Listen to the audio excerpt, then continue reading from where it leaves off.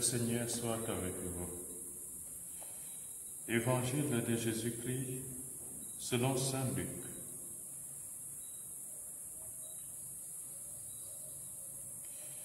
Dans la synagogue de Nazareth, Jésus déclara: Amen, je vous le dis, aucun prophète ne trouve un accueil favorable dans son pays.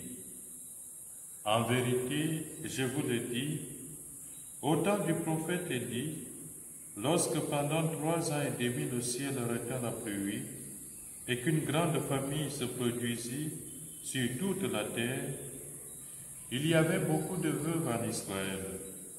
Pourtant, Élie ne fut envoyé vers aucune d'entre elles, mais bien dans la ville de Sarepta, au pays de Sidon, chez une veuve étrangère. Au temps du prophète Élisée, il y avait beaucoup de lépreux en Israël, et aucun d'eux n'a été purifié, mais bien Naaman le Syrien. À ces mots dans la synagogue, tous devinrent furieux.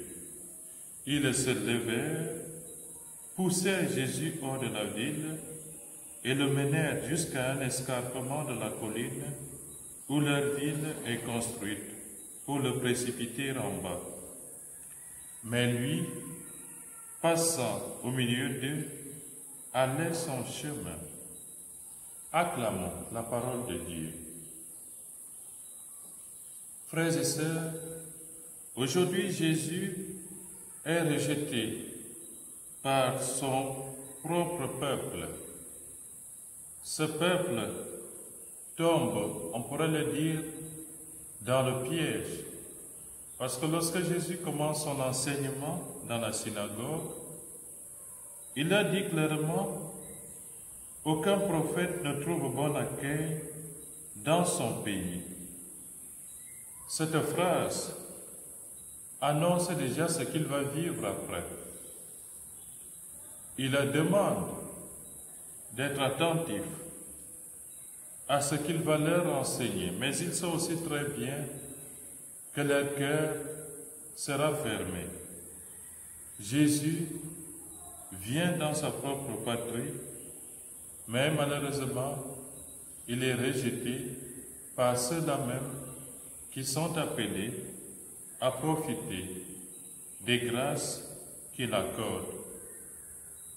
Pourquoi le Seigneur annonce-t-il qu'aucun prophète n'est bien accueilli dans sa propre patrie? Il a pris des exemples ici. On connaît toute la lutte de Jésus par rapport aux gens de sa patrie qui lui demandent tout le temps des signes. Montre-nous un signe, fais pour nous ici ce que tu as fait ailleurs. Ils n'ont pas la foi en Jésus, ils ne croient pas en Jésus, mais ils réclament de Jésus des signes même qui nécessitent la foi en Jésus-Christ. Frères et sœurs, en écoutant cet évangile, on peut être frustré ou alors on peut trouver un argument, une petite formule magique ici pour souvent nous éclipser lorsqu'il s'agit de nous approcher de nos frères et sœurs pour leur annoncer la bonne nouvelle de l'évangile. Car cette phrase, aucun prophète ne trouve bon accueil dans sa propre patrie, nous sert parfois pour fuir en face de certaines difficultés, surtout lorsqu'il s'agit de dire la vérité à nos frères et sœurs. On préfère se taire parce qu'on se dit on va être rejeté. On préfère ne pas dire la vérité en face de ceux que nous aimons, en face de ceux qui nous connaissent, de nos frères et sœurs les plus proches.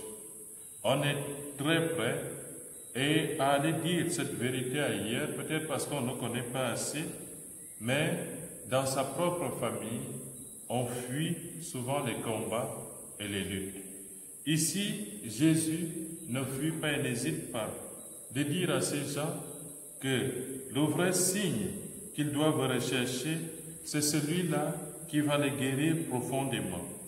Ils doivent demander au Seigneur, à Jésus, de combler leur soif, comme nous le rappelle ce psaume 41. Mon âme a soif de Dieu, le Dieu vivant. Ils ont peut-être soif, Ils doivent ressentir cette soif au lieu de demander et de désirer que le Seigneur désaltère leur soif profonde. Ils demandent au Seigneur des signes. De toutes les façons, ils lui demandent en quelque sorte d'être devant eux comme une marionnette, comme peut-être quelqu'un qui viendrait, un clown, qui vient reproduire des choses auxquelles, voilà, on pourrait peut-être se distraire, des choses qui pourront distraire notre curiosité. Mais Jésus n'est pas là d'abord pour distraire la curiosité des uns et des autres. Jésus les invite simplement à avoir la foi. Cette foi qu'ont eue aux temps anciens Naaman, ce Syrien, mais aussi cette pauvre femme démunie, la veuve de Sarepta, qui avait accueilli la demande d'Élie et qui avait profité des grâces que le Seigneur accordait par la présence de son prophète. Aucun prophète n'est accueilli chez lui.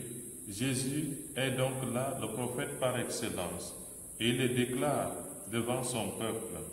Nous aussi, nous sommes prophètes par notre baptême, et nous sommes invités aussi à annoncer cet évangile de la vérité à nos frères et sœurs, à ne pas fuir devant les difficultés, car comme prophète à l'exemple de Jésus, nous aussi, nous connaîtrons des persécutions,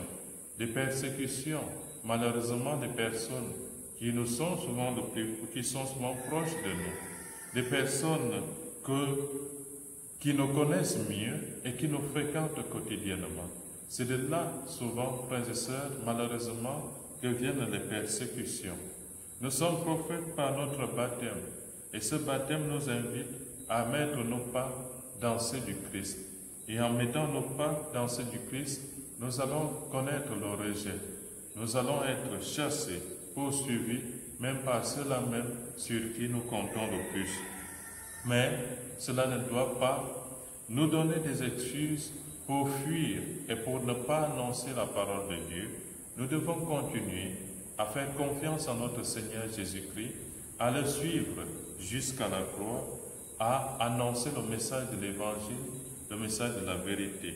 Et le message d'aujourd'hui, justement, c'est celui de trouver dans le Seigneur Jésus cette consolation intérieure qui vient nous purifier de tout péché. C'est cela que le Seigneur veut nous donner cette eau vive qui nous purifie de tous nos péchés. Frères et sœurs, plutôt que de rechercher auprès de notre Seigneur des signes qui vont peut-être nous distraire ou alors combler notre curiosité, allons vers le Seigneur et cherchons auprès de lui quelque chose de l'eau vive qui va nous désaltérer profondément, qui va purifier notre cœur. Amen.